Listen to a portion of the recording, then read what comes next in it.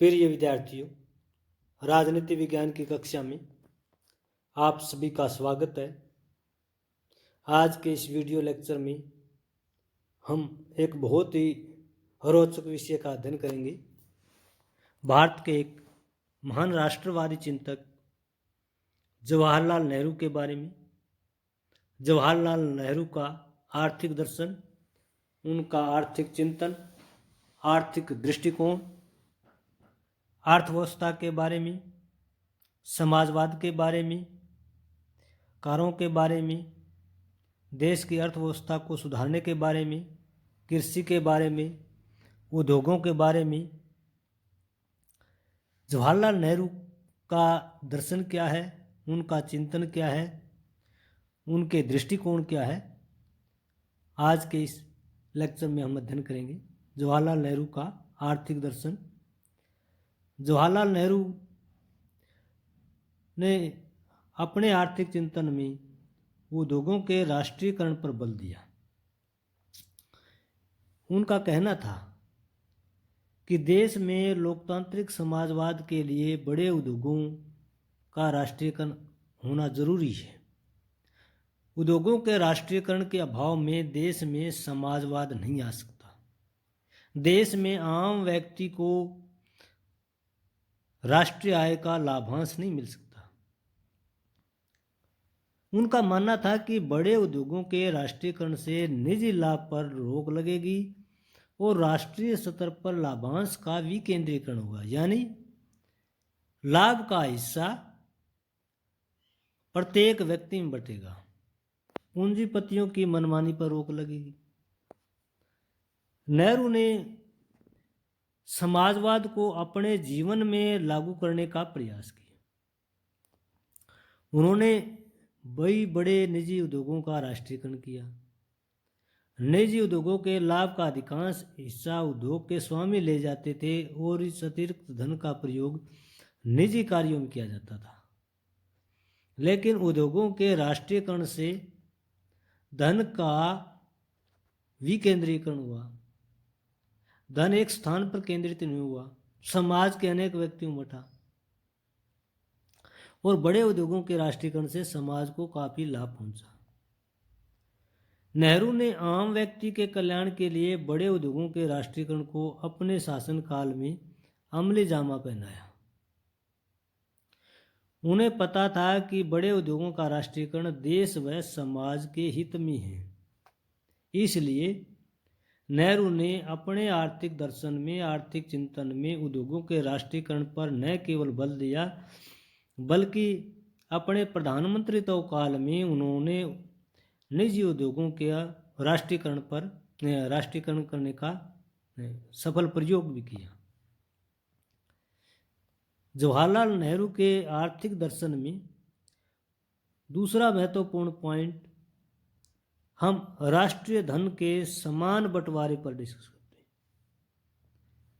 हैं। नेहरू ने देश में आर्थिक संसाधनों के उचित वितरण के लिए राष्ट्रीय धन के समान बंटवारे पर बल दिया। उनका कहना था कि राष्ट्र का धन राष्ट्र के सभी व्यक्तियों का है। राष्ट्रीय संपत्ति पर देश के सभी लोगों का समान रूप से अधिकार है। इसलिए प्रत्येक व्यक्ति को राष्ट्रीय संपत्ति का उचित लाभ अवश्य प्राप्त होना चाहिए। नेहरू आर्थिक विकेंद्रीकरण के द्वारा प्रत्येक व्यक्ति को आर्थिक लाभ पहुंचाना चाहते थे। वे चाहते थे कि देश में प्रत्येक व्यक्ति को उद्योग धंधा व व्यवसाय करने की पूरी तरह से स्वतंत्रता का होना जरूरी है। तभी देश में आर्थिक विकेंद्रीकरण होगा, तभी आर्थिक विकास का लाभ सभी लोगों को समान रूप से पहुंचेगा। उन्होंने कहा कि व्यवसाय की अगर स्वतंत्रता होगी तो इससे देश में उत्पादन को लेकर के उत्पादकों में प्रतिस्पर्धा होगी और प्रतिस्पर्धा से उत्पादन ज़्यादा वृद्धि होगा। उससे न केवल देश के लोगों को भी फायदा होगा। तो नेहरू ने अपने आर्थिक चिंतन में राष्ट्रीय संपत्ति के विकेंद्रीकरण पर बल दिया, उचित बंटवारे पर बल दिया।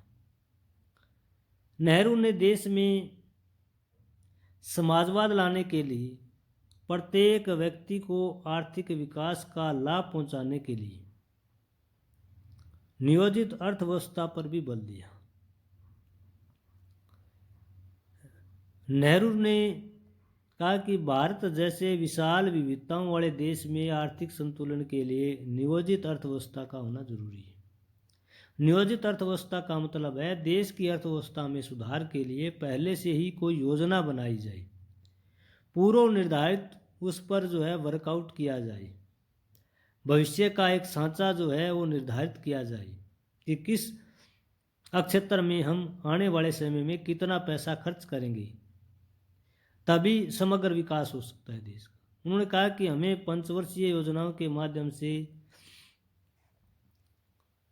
देश का सही ढंग से विकास कर सकते हैं और पंचवर्षीय योजनाओं में आम व्यक्ति का कल्याण सुनिश्चित हो जाता है।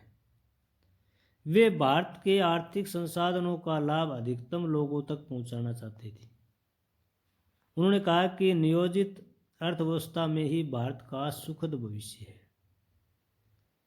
उन्होंने विदेशों में नियोजित अर्थव्यवस्था की सफलता के बारे में भी अध्ययन किया, विशेष करके रशिया की जो प्लान्ड इकोनॉमी है, पंचवर्षीय योजनाएं हैं, उनसे प्रेरणा ग्रहण करके भारत में भी पंचवर्षीय योजनाओं को अमली जामा पहनाया गया ताकि देश का सभी क्षेत्रों में सभी लोगों में समान रूप से दूरगामी विकास हो सके। जवाहरलाल नेहरू ने अपने आर्थिक चिंतन में सामुदायिक विकास योजनाओं पर बल दिया। उन्होंने ग्रामीण स्तर पर लोगों को स्वावलंबी एवं आत्मनिर्भर बनाने के लिए सामुदायिक विकास योजनाओं पर अधिक ध्यान केंद्रित किया।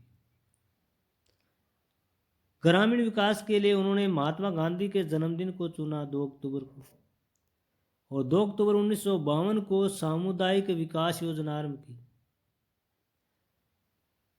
नेहरू ने महात्मा गांधी के दर्शन से प्रभावित होकर ही ग्रामीण स्तर पर लोगों के राजनीतिक व आर्थिक तौर पर जागरूक करने का प्रयास किया। नेहरू की कामना थी कि गांव के लोग भी अज्ञानता, गरीबी, अशिक्षा, बेरोजगारी व भूखमरी जैसी समस्याओं से निपटने के लिए सरकारी योजनाओं का भरपूर लाभ उठाएं। उन्होंने सरकारी योजनाओं एवं कर्मचारियों से भी कहा कि वे जनता के सेवक बनकर जन कल्याण में अपना कर्तव्य निर्वाह करें, न कि स्वामी बनकर। एक प्रकार से सामुदायिक विकास योजनाओं के द्वारा जवाहरलाल नेहरू ने ग्रामीण जनता की राष्ट्रीय स्तर पर भागीदारी को सुनिश्चित किया। उन्हें पता था कि भारत की अधिकांश जनसंख्या गांवों में रहती है और जब तक गांव के लोग शिक्षित नहीं होंगे, गांव के लोग आत्मनिर्भर नहीं होंगे, गांव के लोग राजनीतिक व्यवस्था में भाग नहीं लेंगे, तब तक देश का विकास नहीं होगा। इसलिए उन्होंने सामुदायिक विकास योजनाओं को आरंभ किया। जवाहरलाल नेहरू ने अपने आर्थिक दर्शन में कृषि क्षेत्र पर बल दिया। उन्हें पता था कि देश की अधिकांश जनसंख्या कृषि पर आधारित है और जब तक कृषि का विकास नहीं होगा, देश के लोगों का, देश का विकास नहीं होगा, देश की अर्थव्यवस्था मजबूत नहीं होगी। इसलिए उन्होंने देश के समग्र विकास के लिए कृषि क्षेत्र में विकास पर बल दिया। उन्हें पता था कि भारत की अर्थव्यवस्था कृषि पर आधारित है। कृषि क्षेत्र में विकास से ही अन्य क्षेत्रों का विकास होगा। भारत में कृषि में पिछड़ापन ही कमजोर अर्थव्यवस्था का एक कारण है। उन्हें पता था कि देश में सिंचाई की उचित व्यवस्था नहीं है, पूरे देश में नहरों का सघन जाल नहीं है और इसी कारण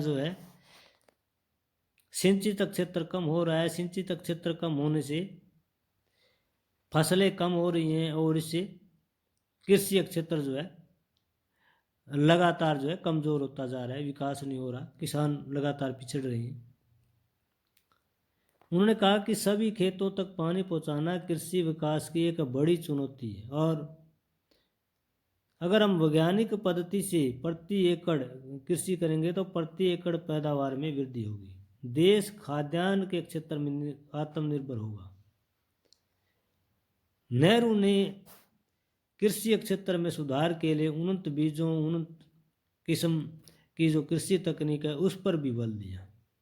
उन्होंने कहा कि वैज्ञानिक तरीके से अगर खेती होगी तो उत्पादन ज़्यादा होगा, उससे किसान समृद्ध होगा, आम व्यक्ति समृद्ध होगा, देश समृद्ध होगा और इसके साथ साथ खाद्यान्न में देश आत्मनिर्भर होगा। उन्होंने कहा कि खेतों के छोटे छोटे टुकड़ों को इकट्ठा करके बड़े खेतों में बदला जाए। इन बड़े खेतों में वैज्ञानिक पद्धति पर उन्नत बीज, खाद व सिंचाई के आधुनिक तरीकों का प्रयोग करके खाद्यान्न में अपेक्षित उत्पादन हो। परंपरागत ढंग से कृषि करने का प्रयास का मतलब ये है कि एक प्रकार से कृषि क्षेत्र को बढ़ावा दिया जाए। इसलिए उन्होंने कहा कि वैज्ञानिक पद्धति से उन्नत बीज व खाद सिंचाई को तरीकों का प्रयोग किया जाए। जवाहरलाल नेहरू को जानकारी थी कि भविष्य के बारे में, आने वाले समय में जिस तरह से कृषि क्षेत्र पर देश की जनसंख्या निर्भर है, जब तक कृषि क्षेत्र में विकास नहीं होगा, कृषि में उन्नत तकनीक नहीं आएगी, तब तक देश की अर्थव्यवस्था विकसित नहीं होगी, देश के लोगों की जो आर्थिक समस्याएं हैं उनका समाधान नहीं होगा। जवाहरलाल नेहरू ने भारत में समाजवादी ढांचे के निर्माण पर बल दिया। उन्होंने कहा कि भारत जैसे देश में जहां विशाल विविधताएं हैं, वहां पर समाजवादी ढांचे का होना आवश्यक है। उन्होंने कहा भारत में राजनीतिक लोकतंत्र के साथ साथ आर्थिक लोकतंत्र भी स्थापित होना चाहिए। उन्होंने अपनी रचना इंडिया एंड वर्ल्ड में समाजवादी समाज की जरूरत का उल्लेख किया। नेहरू ने कहा कि भारत में प्रत्येक व्यक्ति के उज्जवल भविष्य की संभावनाएं खुली हुई है। व्यक्ति व्यक्ति के बीच आर्थिक असमानताएं इससे काफ़ी न्यूनतम होंगी। यानी प्रत्येक व्यक्ति अपने उद्योग धंधों को लेकर पूरी तरह से स्वतंत्र होगा। प्रत्येक व्यक्ति कोई भी उद्योग धंधा अपना सकता है। इससे व्यक्ति व्यक्ति के बीच आर्थिक असमानताएं धीरे धीरे कम हो जाएंगी। उन्होंने कहा कि जब कभी इस शब्द का प्रयोग करता हूं तो यह मानववाद की दृष्टि से नहीं, वर्ण वैज्ञानिक आर्थिक दृष्टि से मैं इसका प्रयोग करता हूं। समाजवाद मात्र एक आर्थिक सिद्धांत ही नहीं, यह एक जीवन दर्शन है जो मुझे रचता है। नेहरू मानते हैं कि ये एक आर्थिक सिद्धांत नहीं है समाजवाद, बल्कि एक जीवन का दर्शन है। समाजवाद से प्रत्येक व्यक्ति सुखी रहता है, प्रत्येक व्यक्ति को आर्थिक लाभ का हिस्सा मिलता है, आर्थिक समस्याएं, आर्थिक विषमताएं धीरे धीरे समाप्त होती हैं। उन्होंने कहा कि आर्थिक विषमताओं को कम करने के लिए सहकारी खेती और सहकारी सेवाओं की स्थापना की जाए। वो चाहते थे कि देश में आर्थिक विषमताएं कम से कम हो। इसलिए नेहरू ने भारत में समाजवादी समाज के ढांचे के निर्माण पर बल दिया। नेहरू ने पश्चिमी अर्थव्यवस्था से प्रभावित होकर भारत में मिश्रित अर्थव्यवस्था के मॉडल पर भी बल दिया। उन्होंने कहा कि अगर देश का संतुलित आर्थिक विकास करना है तो मिश्रित अर्थव्यवस्था मॉडल को अपनाना होगा। मिश्रित अर्थव्यवस्था का मतलब है कि सार्वजनिक उद्योगों के साथ साथ निजी उद्योगों के लिए भी उचित आर्थिक नीति बनाई जाए। नेहरू ने अपने प्रधानमंत्रित्व काल में मिश्रित अर्थव्यवस्था का मॉडल अपनाया। उन्होंने कुछ बड़े उद्योगों, प्रतिरक्षा उत्पादन व अन्य बुनियादी उद्योगों पर राज्य के नियंत्रण का विचार किया और शेष उद्योगों को गैर सरकारी उद्योगों की श्रेणी में रखा। नेहरू ने राज्य नियंत्रित उद्योगों को सार्वजनिक क्षेत्र में और गैर सरकारी उद्योगों को निजी क्षेत्र की श्रेणी में रखा। नेहरू की यह दूरगामी सोच थी कि उन्होंने मिश्रित अर्थव्यवस्था मॉडल को भारतीय परिस्थितियों के अनुकूल माना। इसलिए उन्होंने गैर सरकारी उद्योगों को निजी क्षेत्र में मानकर उन्हें सरकारी हस्तक्षेप से मुक्त माना। नेहरू ने देश के आर्थिक विकास के लिए सार्वजनिक क्षेत्र और निजी क्षेत्र दोनों श्रेणियों में संतुलन बनाए रखने के लिए गैर सरकारी उद्यमों को भी पूर्ण सरकारी नियंत्रण से मुक्त नहीं किया।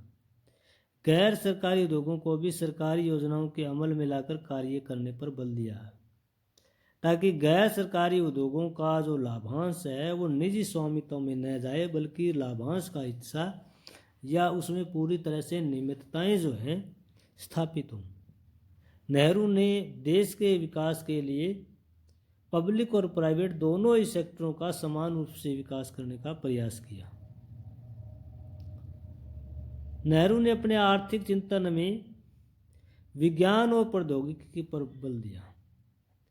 उनका मानना था कि विज्ञान और प्रौद्योगिकी के आधार पर ही हम भारत को एक विकसित राष्ट्र बना सकते हैं। नेहरू ने अपने अध्ययन काल में ही आधुनिकता के प्रति अपना आकर्षण प्रदर्शित किया। वे हर वस्तु को विज्ञान के आधार पर तोलकर विश्वास करते थे। नेहरू परंपरागत ज्ञान का अंधा अनुकरण नहीं करते थे। वे पश्चिम के विज्ञान व तर्क से अत्यधिक प्रभावित थे, इसलिए वे भारत में हर क्षेत्र में विज्ञान और प्रौद्योगिकी को अपनाना चाहते थे। उनका मानना था कि विकसित और पिछड़े देशों में आर्थिक अंतर का मुख्य कारण वैज्ञानिक पिछड़ापन है। वे हमेशा भविष्य की ओर देखते थे। एक बार उन्होंने स्वयं कहा कि यदि मनुष्य पिछड़ जाता है या पीछे की तरफ जाता है तब वह उसकी आंखें मुख के पीछे देखेगा। यानी नेहरू एक प्रकार से भविष्य के प्रति पूरी तरह से सचेत थे। उनका कहना था कि हमें इतिहास को वर्तमान पर लागू नहीं करना चाहिए, हमें हमेशा भविष्य की ओर देखना चाहिए, आगे की ओर देखना चाहिए। और इसके लिए ज़रूरी है कि हर क्षेत्र में साइंस और टेक्नोलॉजी को बेस बनाया जाए। साइंस और टेक्नोलॉजी के बेस पर जो है देश को आगे बढ़ाया जाए। नेहरू ने अपने आर्थिक चिंतन में समाजवाद के द्वारा आर्थिक संतुलन बनाने का प्रयास किया। उन्होंने कहा कि देश में आर्थिक संतुलन बनाने के लिए समाजवादी प्रणाली आवश्यक है। उन्होंने लगा कि देश की जितनी सामाजिक आर्थिक चुनौतियां हैं उन सब का हल समाजवादी प्रणाली में है। उन्होंने कहा कि समाजवाद एक आर्थिक प्रणाली ही नहीं बल्कि एक जीवन दर्शन है। उन्होंने कहा कि भारत में गरीबी, भूखमरी, बेरोजगारी, जमाखोरी, आर्थिक शोषण के निदान के लिए समाजवादी प्रणाली काफी लाभदायक है। नेहरू ने अपने शासनकाल में आर्थिक संसाधनों पर सरकारी नियंत्रण बनाए रखा और पूंजीवाद पर लगाम लगाने का प्रयास किया। उन्होंने देश में आर्थिक संतुलन के लिए सार्वजनिक उपक्रमों के क्षेत्र को ज़्यादा से ज़्यादा बढ़ावा दिया। नेहरू ने आर्थिक संतुलन के लिए एक प्रकार से भारत में समाजवादी प्रणाली की वकालत की। उनका मानना था कि समाजवाद से ही आर्थिक संतुलन आ सकता है, गरीब अमीर के बीच संतुलन आ सकता है, विभिन्न अगड़े पिछड़े क्षेत्रों के बीच संतुलन आ सकता है, विकसित और गैर विकसित प्रांतों के बीच संतुलन आ सकता है। तो समाजवाद के द्वारा हम एक प्रकार से देश में आर्थिक संतुलन स्थापित कर सकते हैं। नेहरू ने अपने आर्थिक चिंतन में कल्याणकारी राज्य का समर्थन किया। उनका मानना था कि भारत को एक कल्याणकारी राज्य के रूप में स्थापित करके ही हम देश की समस्याओं का समाधान कर सकते हैं। उन्होंने केवल कागजी कल्याणकारी राज्य की स्थापना करने पर बल नहीं दिया बल्कि व्यवहारिक रूप से एक कल्याणकारी राज्य बनाने का प्रयास किया। उन्होंने देश में गरीबी, भूखमरी, बेरोजगारी व जमाखोरी से निपटने के लिए राष्ट्रीय स्तर पर कल्याणकारी कार्यक्रम आरंभ किए। उनका विचार था कि कल्याणकारी राज्य में लोगों का बौद्धिक व जीवन स्तर काफ़ी ऊंचा होता है। नेहरू ने लोगों के कल्याण के लिए पंचवर्षीय योजनाओं का सहारा लिया। आर्थिक विकास के लिए उन्होंने कृषि क्षेत्र में सुधार, औद्योगिकरण, श्रमिकों के लिए कल्याणकारी योजनाएं जो है लागू की। नेहरू चाहते थे कि कल्याणकारी राज्य में ही भारत के सभी लोगों का विकास हो सकता है, पुलिस राज्य में इस तरह का विकास नहीं हो सकता। नेहरू के आर्थिक चिंतन से संबंधित आज का ये वीडियो लेक्चर आपको कैसे लगा कमेंट करके ज़रूर बताइएगा। अगर ये लेक्चर आपको पसंद आता है तो इसे लाइक कीजिए, अपने मित्रों के साथ शेयर कीजिए और मेरे इस YouTube चैनल को सब्सक्राइब करना न भूलिए। धन्यवाद।